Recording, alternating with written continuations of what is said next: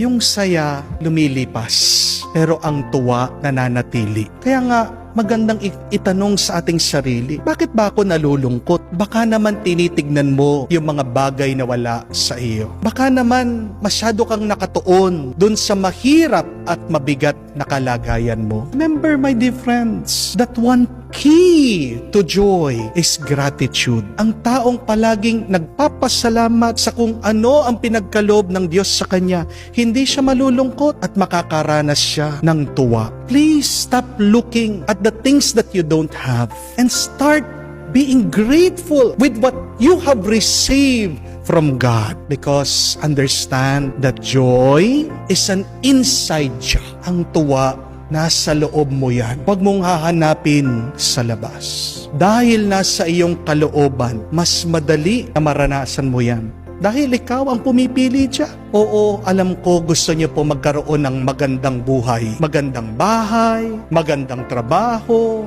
magandang kalagayan. Hindi po masama yan. Pero bago mo hanapin na pagandahin ang iyong buhay, pagandahin mo ang iyong kalooban.